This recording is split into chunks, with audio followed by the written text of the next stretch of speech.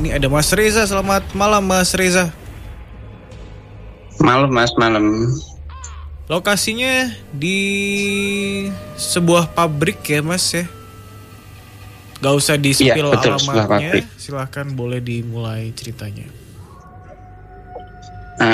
Kalau alamat ini kebetulan jangan dikasih tahu Mas ya, karena kayaknya hampir semua orang tahu deh pabrik ini deh. Yes, kebetulan kan di kawasan terpencil juga.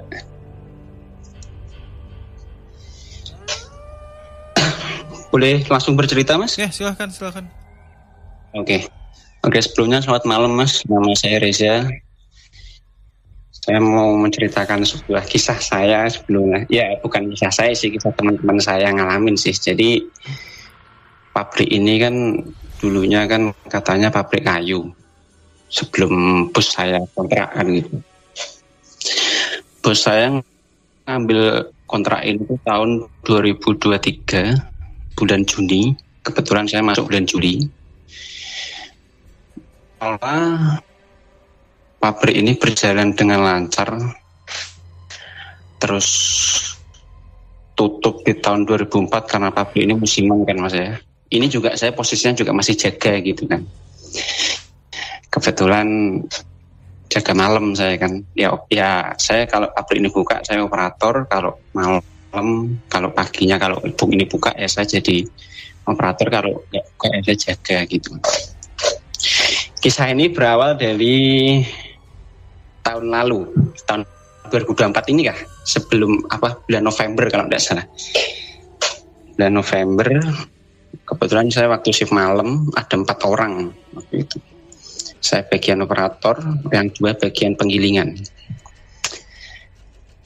Ini sih agak konyol sih kisahnya sebenarnya sih kalau menurut saya sih, karena kan mungkin suara mesin bercampur dengan suara yang menggema di kuping kan gitu. Jadi teman saya setelah giling, dia istirahat di kamar mandi 2 itu, dekat penggilingan itu. Dia mendengar sesuatu suara kayaknya ya, suara cewek gitu kan. Kayak ada yang manggil Mas gitu. Yang dengar nggak cuma 1 orang sih, 2 orang katanya kan gitu. Dan saya mencoba itu mentelaah, mungkin itu suaramu aja kan gitu, suara ipen-ipen denger gitulah kalau orang Jawa itu. Terus nggak lama setelah itu dia resign Mas gitu. Dia resign, dia cerita sama saya, Mas malam saya dengar suara ini gitu. Dan itu kejadiannya nggak cuman dia tok gitu loh Mas. Jadi sebelum kejadian ini ada kejadian lagi gitu. Jadi ada 3 orang yang nggak salah dia keluar. Jadi dekat kamar mandi 10 meter itu ada oven. Oven itu nggak pernah dipakai. Memang sengaja bosnya nggak pernah pakai gitu kan. Dia waktu ngiling, ya sama kejadiannya setelah ngiling gitu, deket oven, jadi kamar mandi, oven gitu. Ada yang liatin, ada yang nengok gitu loh Mas, ada yang ngintip gitu loh Mas. Jadi dia waktu selesai cuci tangan, cuci kaki, ada yang ngintip gitu. Yang namanya orang shift malam ya, kalau kejadian nggak gitu kan ya shock juga kan gitu. Akhirnya dia mungkin nggak berani cerita, mungkin jarak 2 hari 3 hari dia udah nggak masuk kerja, dia cerita sama saya. Dia cerita ini. Dan kejadian itu juga nggak cuma orang giling aja gitu loh Mas. Admin saya pun juga, bagian kantor juga ngerasain gitu. Di atas, kebetulan kan kamar saya di bawah, jadi dia di atas gitu kan. Pagi gitu katanya juga ada yang seliwar-seliwar lewat gitu, kamar bos gitu masuk. Ya jadi tangga, posisinya tangga naik, terus sebelahnya itu kamarnya bos, depannya itu admin gitu loh Mas. Jadi gak ada pintu 2 gitu kan. Gak ada yang masuk seliwer gitu masuk gitu. Nah yang baru itu hari ini, yang tanggal 14 kalau nggak salah, 14 Februari kemarin ini saya ngalamin sendiri akhirnya Mas. Saya ngalamin sendiri. Jadi kamar tidur saya kan di bawah ini kan, atasnya kan kantor. Jadi kalau orang jalan dari atas itu kan kedengeran kamar saya, karena kan ini kan kayak kayu gitu kan. Ini waktu itu malam sekitar jam 12-an kalau nggak setengah 12 itu saya nggak bisa tidur Mas. Kayak ngapain ya gitu, bosen gitu. Tahu itu nggak lama dari saya ngomong kayak gitu dalam hati, ada yang jalan di atas Mas. 2 langkah kalau nggak 3 langkah gitu loh. Dek dek dek, mungkin tikus kan gitu. Kalau malam kan suaranya kan ya kayak gitulah. Kok makin saya denger kok makin keras gitu suaranya. Yang namanya orang jaga sendiri yang saya naik lah ke atas, kok nggak ada saya gitu. Pikiran positif lah, mungkin feeling saya nggak enak gitu.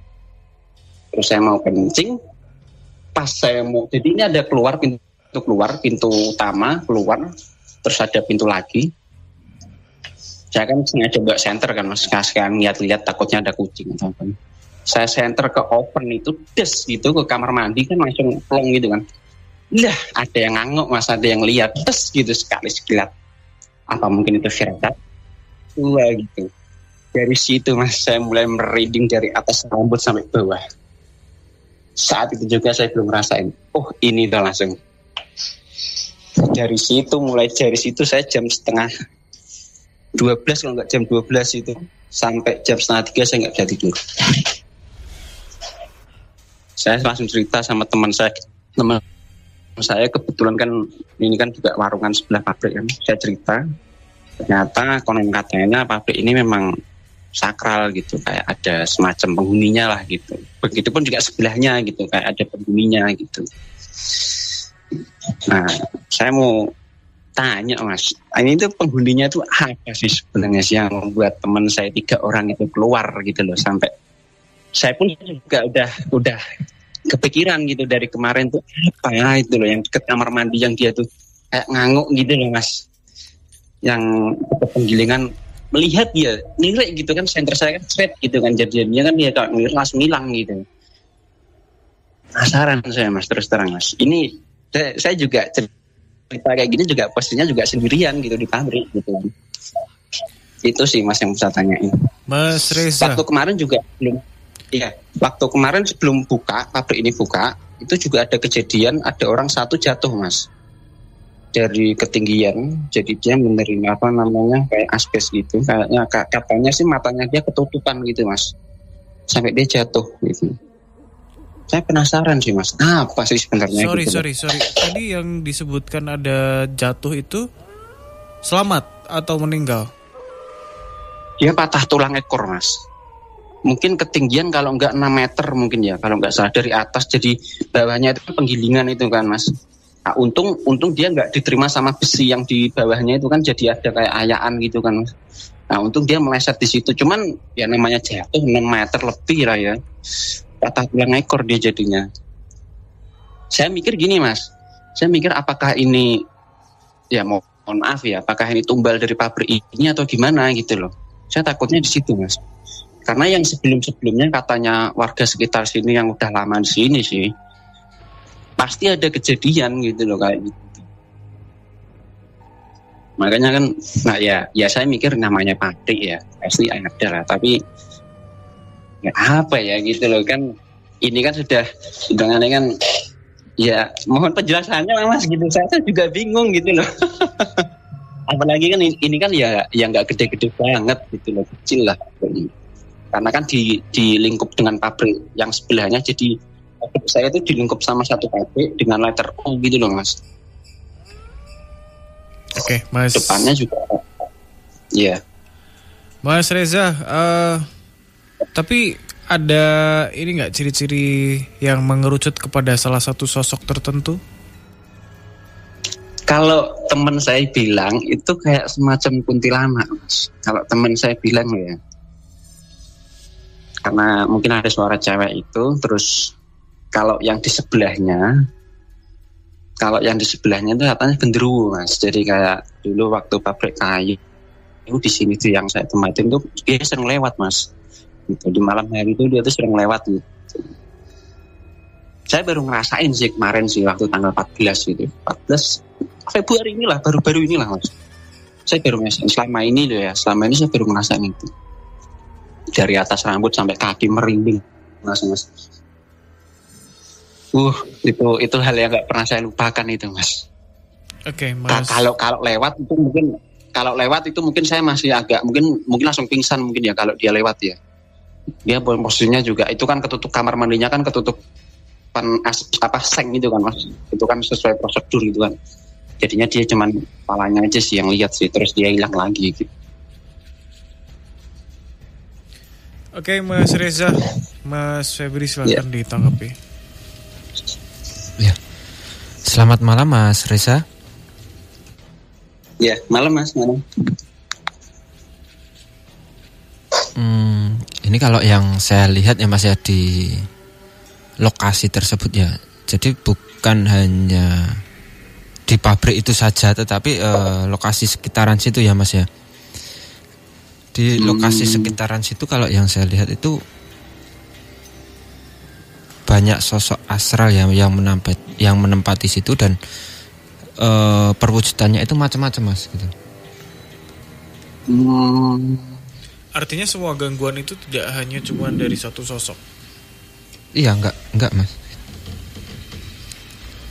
Kalau yang saya tangkap ya yang sosok yang perempuan itu tadi ya, yang sering manggil-manggil itu tadi ya. Iya. Sosoknya gambaran sosoknya ya Mas ya, yang saya lihat itu sosoknya cantik banget. Perwujudannya seperti manusia biasa, seperti itu Mas, dengan raut wajah yang cantik.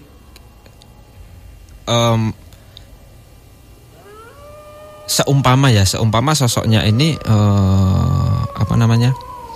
menemui atau menampakkan diri kepada seseorang gitu ya Mas ya. Sosok ini akan menampilkan wajah yang sangat cantik gitu loh Mas. Waduh, merinding saya Mas jadi Mas.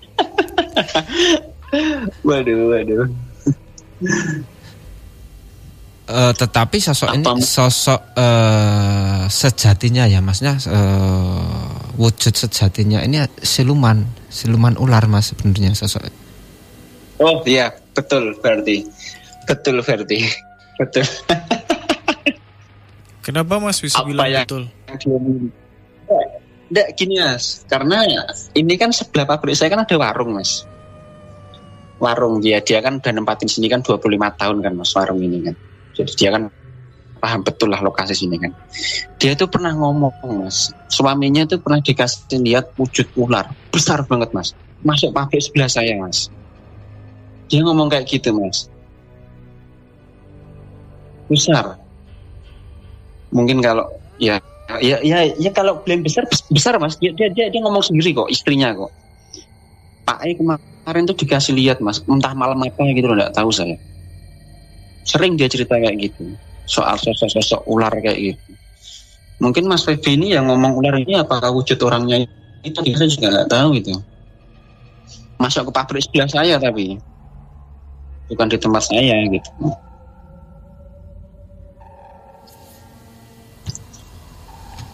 Iya. Itu kalau yang saya tahu ya Mas, yang sosok perempuan yang sempat interaksi tadi ya Mas ya, berinteraksi tadi. Ya. Seperti itu tadi. Jadi kalau memang benar-benar sosok ini menemui atau menampakkan diri kepada seseorang gitu ya Mas ya, dia akan menampilkan sosok wajah yang sangat cantik gitu. Tetapi kalau yang saya tahu wujud aslinya itu ya siluman ular itu tadi gitu. Dan sebenarnya masih banyak ya sosok-sosok yang menempati lokasi sekitaran situ ya Mas ya.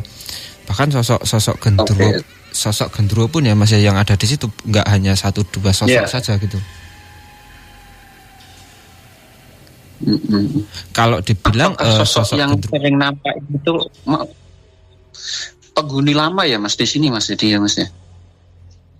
Coba diulangin tadi Mas, nggak dengar.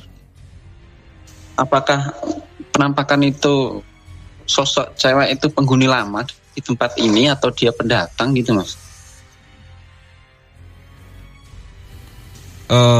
Sosok wanita yang sejatinya ular tadi. Yang sejatinya ular tadi Mas. Iya. Ya. Sosok ini sudah sangat lama ya kalau yang saya tahu ya Mas ya. Jadi bisa dibilang sosok ini adalah ya salah satu sosok yang menguasai sekitaran situ gitu loh Mas. Oh, oke. Jadi memang yang saya tangkap pun energi dari sosok ini cukup kuat gitu Mas. Oke. Saya sih berpikirnya gini Mas, semoga nih ya, semoga kalau ngobrol ini buka lagi tahun ini, semoga nggak ada kejadian aneh lagi gitu loh Mas.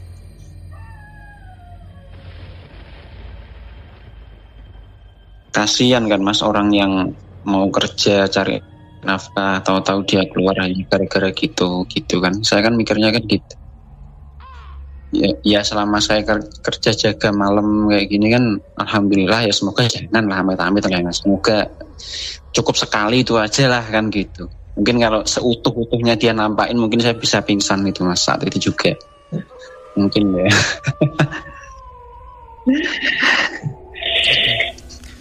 Baik, Mas Reza, terima kasih untuk ceritanya malam hari ini ya Mas.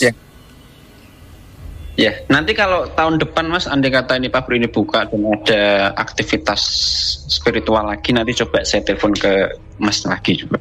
Siap. Apalagi yang perlu dilihat. Siap. Thank you ya Mas, selamat kembali bertugas ya, di pabrik. Ya Mas, terima kasih. Selamat malam.